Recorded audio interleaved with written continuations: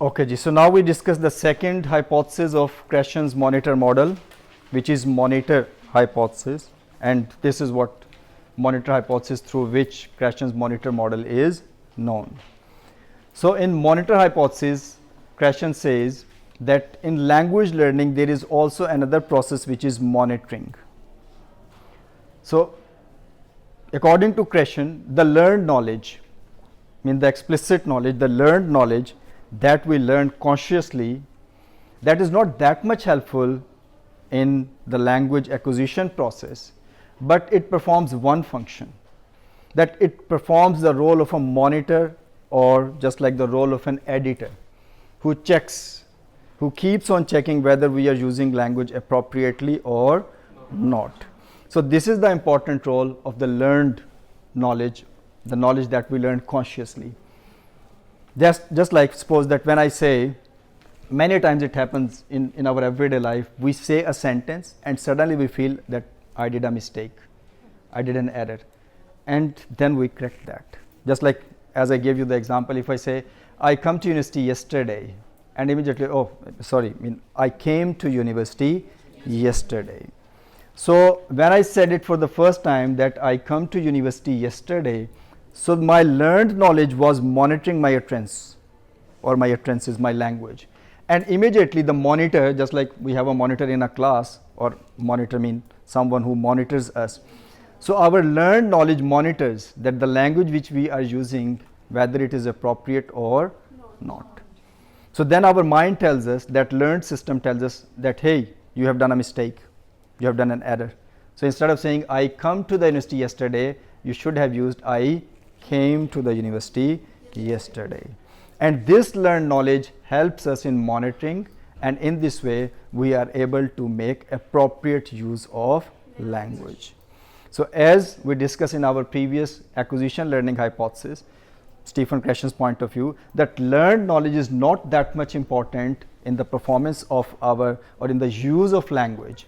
So it is not that much useful, but yes, he says that there is one way in which our learned knowledge is really helpful to us, and that is learned knowledge is the rule of the use of that learned knowledge is that it monitors us.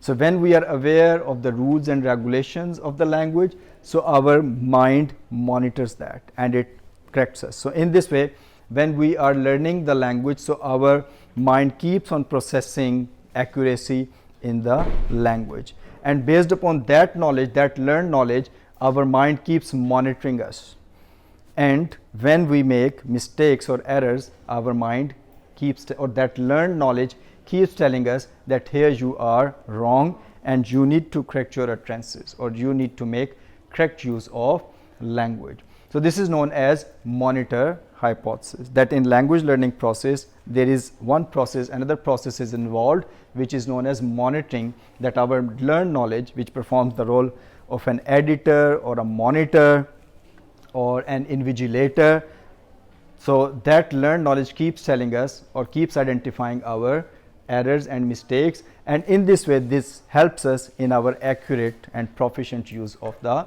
language. So this is the second hypothesis, which is monitor hypothesis by Stephen Krashen. Is this clear? Yes, sir. Okay. Is it imposed only the learning or acquisitions both?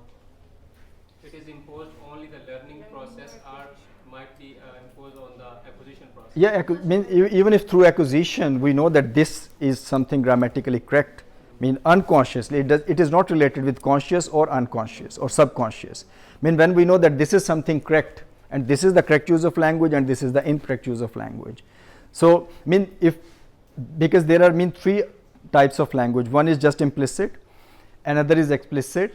So in implicit knowledge we know that something is grammatically incorrect, but we cannot verbalize it, we cannot tell what is wrong in this, as it happened with the Urdu sentence.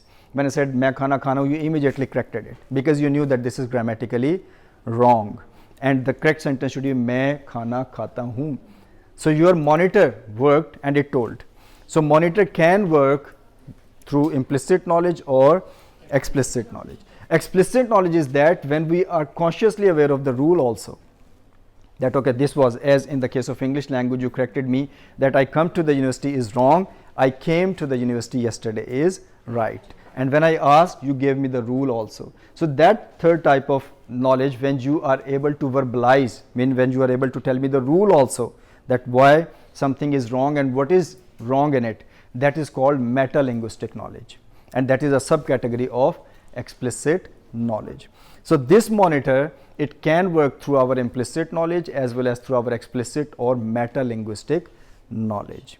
So the important thing is this, that when we know that something is grammatically correct or incorrect, so our learned system, the learned system that we have got in our mind, it keeps monitoring our language and it tells whether it is grammatically correct or incorrect, and in this way we keep using the language accurately. So this is the role of monitoring. So monitoring keeps happening when we are using the language or during the language learning process. And this is, by the way, in another video I discussed the concept of interlanguage. So this is also related with that. Interlanguage is a state between two languages. I think you can watch that video, that is also available. So interlanguage, just like you know that what is interlanguage? Do you have any idea? Or just what is the meaning of the term inter?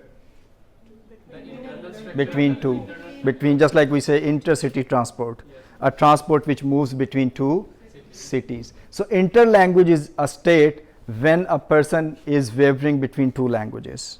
A learner, just like we are all in the state of interlanguage, even at the moment right now. We have got our first language, Urdu language or whatsoever, our mother tongue, as well as a second language.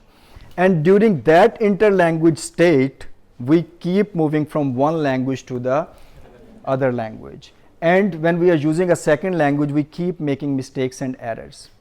So this stage, when we do not know the second language 100% accurately, so we are in the state of interlanguage, that we are making mistakes, we are making errors, and we are correcting our errors, and we are making correct use of the language.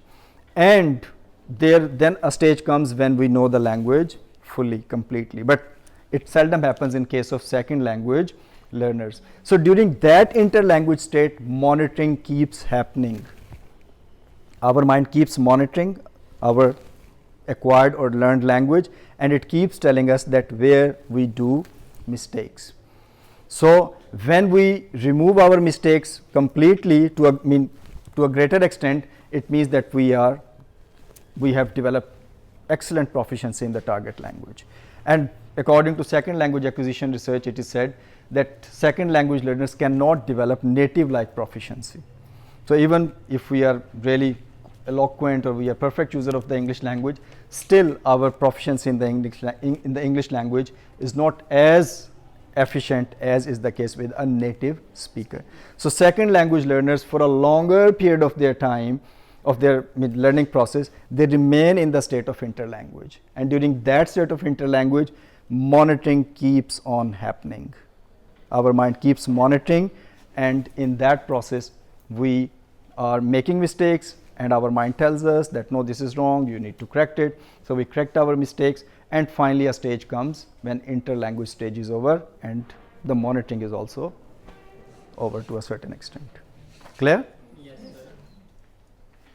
Okay.